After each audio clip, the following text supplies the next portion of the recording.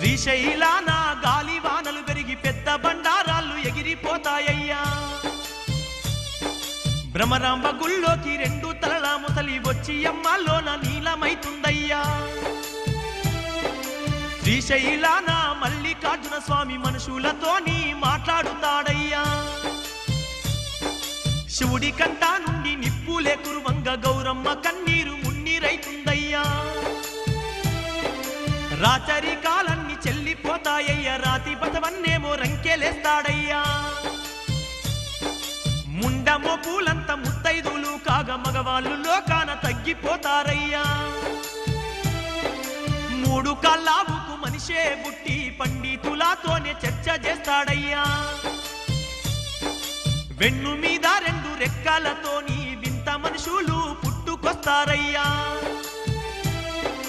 తూర్పు దిక్కున 9